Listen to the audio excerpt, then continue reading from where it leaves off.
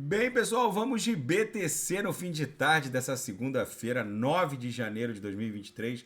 Agora na Espanha, 23 horas e 29 minutos. No Brasil, 19 e 29. Gente, a BTC está tentando aqui incursionar para dentro da nuvem. É normal essa resistência ofertada pela base da nuvem, mas o prognóstico é muito positivo. É muito provável que o próximo candle já venha com o corpo real incursionado para dentro da nuvem.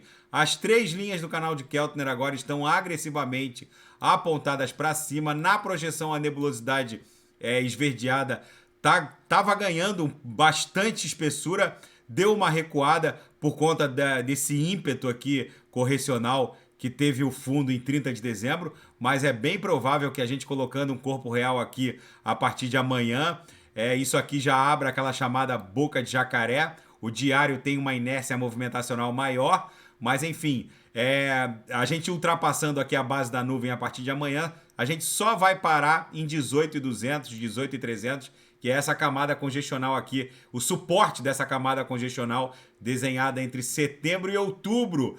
Na banda de VWAP mensal, tá bonito de ver. A BTC tá abrindo aqui um leque de candles compradores no diário, na banda mensal, que tá esgarçando a upper da nossa banda de VWAP mensal. A próxima parada é justamente aquele patamar lá de 18.300, 18.400, que é a base dessa camada congestional. No intraday, a BTC fez bonito hoje.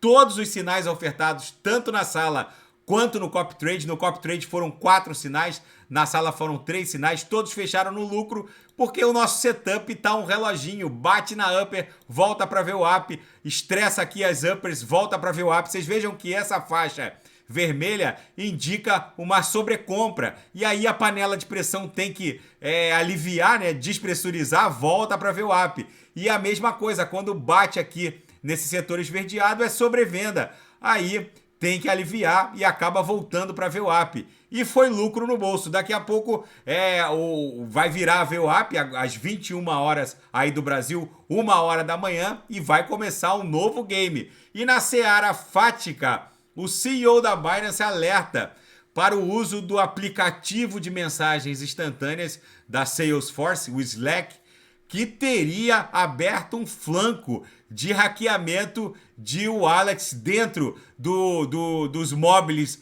dos usuários do Slack.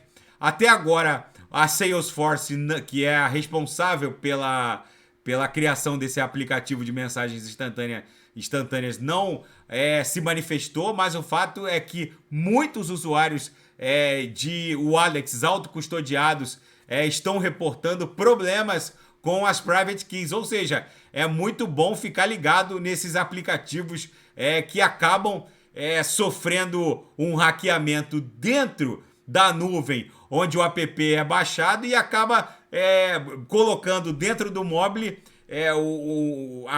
aplicativos espiões, né? Malwares e, enfim, que acabam enviando as private keys para os hackers.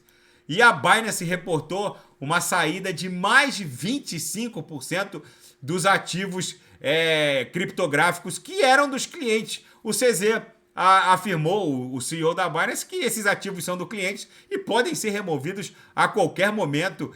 Isso não afeta a liquidez da Binance. Eles, segundo o CZ, a administração é absolutamente responsável. Os ativos dos clientes estão alocados exatamente nos criptoativos escolhidos pelos clientes, e a hora que eles quiserem sacar, é só sacar. Isso não tem como afetar a liquidez da exchange. E na seara geopolítica e finanças internacionais, uma batalha na região de Donbass está se intensificando. A Ucrânia está conseguindo proteger a cidade de Bakhmut. Enfim, gente, agora a Inglaterra está pensando, o Reino Unido está pensando, considerando enviar tanques de guerra para a Ucrânia. Esse conflito vai escalando, vai consumindo muito dinheiro do lado ocidental. Os Estados Unidos, e através da administração Biden, não param de aumentar a quantidade de recursos e insumos militares enviados. Esperamos sinceramente que esse conflito não escale para um nível nuclear, o que fica no radar. E o grosso do petróleo russo está sendo negociado pela metade do preço de cotação do barril de petróleo, pela metade do preço.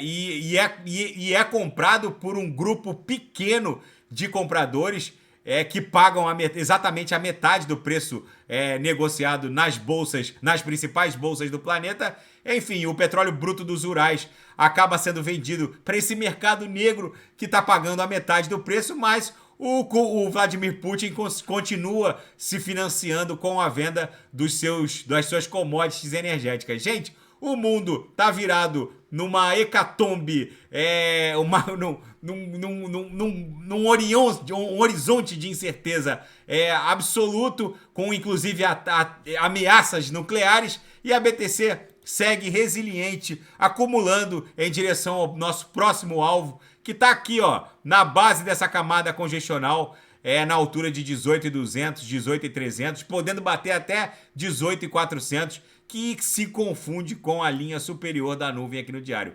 Tá bom, pessoal? Se nada fugir do script, eu volto amanhã para analisar a própria BTC. Fiquem com Deus. Qualquer movimentação mais brusca da BTC na madrugada, eu volto a reportar imediatamente. Fiquem com Deus. Até amanhã. Grande abraço.